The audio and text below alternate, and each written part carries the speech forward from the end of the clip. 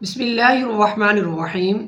آج رمضان المبارک کی 7ویں تاریخ ہے اور آج ہم قرآن مجید کی جس آیت کی تفسیر بیان کریں گے وہ سورہ بقرہ کی آیت نمبر 263 ہے۔ اس آیت میں کسی سائل کے ساتھ حسن سلوک سے پیش آنے کا حکم بیان کیا گیا ہے۔ اللہ تعالیٰ قرآن مجید میں ارشاد فرماتا ہے، اعوذ باللہ من الشیطان الرجیم، بسم اللہ الرحمن الرحیم، قول معروف ومغفرۃ خیر من صدقۃ یتبعها اذی واللہ غنی حلیم۔ ترجمہ: اچھی بات کہنا اور معاف کر دینا اس خیرات سے بہتر ہے جس کے بعد ستانا ہو، اور اللہ بے پرواہ حلم والا ہے۔ تفسیر: قول معروف و مغفرۃ خیر، اچھی بات کہنا اور معاف کر دینا بہتر ہے کے تحت مفتی صاحب فرماتے ہیں، اگر سائل یعنی سوال کرنے والا کو کچھ نہ دیا جائے تو اس سے اچھی بات کہی جائے اور خوش خلقی کے ساتھ جواب دیا جائے جو اسے ناگوار نہ گزرے، اور اگر وہ سوال میں اصرار کرے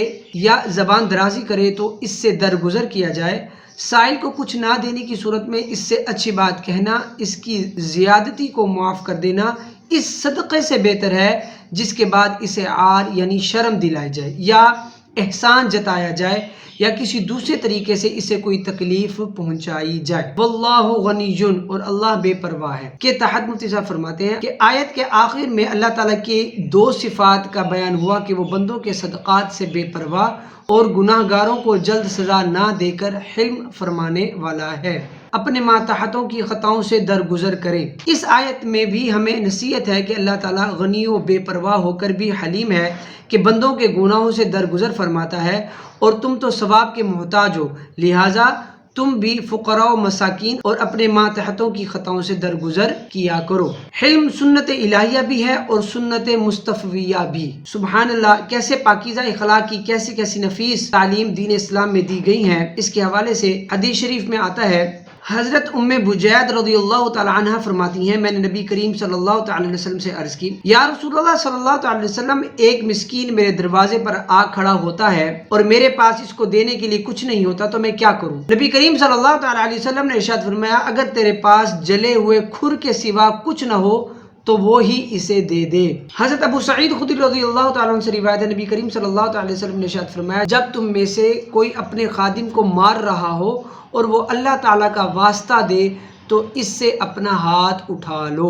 نبی کریم صلی اللہ تعالی وسلم اپنے خدمتگاروں سے کیسا سلوک فرماتے تھے، اس کی ایک مثال ملاحظہ کیجیے۔ چنانچہ حضرت انس رضی اللہ تعالیٰ عنہ فرماتے ہیں، جب تاجدار رسالت صلی اللہ تعالی وسلم مدینہ منورہ میں رونق افروز ہوئے تو آپ صلی اللہ تعالی وسلم نے کوئی خادم نہیں رکھا ہوا تھا۔ میرے ستیلے والد حضرت طلحہ رضی اللہ تعالیٰ عنہ نے میرا ہاتھ پکڑا اور مجھے لے کر بارگاہ رسالت صلی اللہ تعالی وسلم میں حاضر ہوئے اور عرض کی، یا رسول اللہ صلی اللہ تعالی وسلم، انس سمجھدار لڑکا ہے، اس لیے یہ آپ کی خدمت گزاری کا شرف حاصل کرے گا۔ حضرت انس رضی اللہ تعالی فرماتے ہیں، میں نے 10 سال تک سفر و حضر میں نبی کریم صلی اللہ تعالی وسلم کی خدمت کرنے کی سعادت حاصل کی، لیکن جو کام میں نے کیا اس کے بارے میں آپ صلی اللہ تعالی وسلم نے کبھی یہ نہیں فرمایا کہ تم نے یہ کام اس طرح کیوں کیا، اور جو کام میں نے نہ کیا اس کے بارے میں آپ صلی اللہ تعالی وسلم نے کبھی یہ نہیں فرمایا کہ تم نے یہ کام اس طرح کیوں نہیں کیا۔ سبحان اللہ۔ تو یہ تھی قرآن مجید کی آیت کی تفسیر، اور اس میں ہمیں بتایا گیا کہ ہمیں اپنے سائل کے ساتھ اچھا سلوک اختیار کرنا چاہیے، اور اب ہم ایک فرمان مصطفیٰ صلی اللہ تعالی علیہ وآلہ وسلم بیان کرتے ہیں۔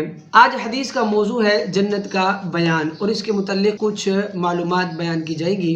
حضرت انس رضی اللہ تعالیٰ نے کہا کہ نبی کریم صلی اللہ تعالی علیہ وسلم نے فرمایا کہ اگر جنتیوں کی عورتوں میں سے کوئی عورت زمین کی طرف جھانکے تو آسمان سے زمین تک منور ہو جائے اور ساری فضا زمین سے آسمان تک خوشبو سے معطر ہو جائے، اور اس کی سر کی اوڑھنی دنیا و ما فیہا سے بہتر ہے۔ جنتیوں کو جنت میں ہر قسم کے لذیذ میوے اور کھانے ملیں گے، جو چاہیں گے فوراً ان کے سامنے موجود ہوگا۔ اگر کسی پرند کا گوشت کھانے کو جی چاہے گا تو اسی وقت بھونا ہوا ان کے سامنے آ جائے گا۔ اگر کسی چیز کی پینے کی خواہش ہوگی تو اسی چیز سے بھرا ہوا کوزہ فوراً ہاتھ میں آ جائے گا۔ ادنا جنتی کے لیے 80,000 خادم اور 72 بیویاں ہوں گی، اور ان کو ایسے تاج ملیں گے کہ اس میں کا ایک ادنا موتی ساری دنیا کو روشن کر دے گا۔ جنتی آپس میں ملاقات کرنا چاہیں گے تو ایک تخت دوسرے کے پاس خود بخود چلا جائے گا۔ یہ تھا فرمان مصطفیٰ صلی اللہ تعالیٰ علیہ وسلم جنت کے متعلق، اور اس کے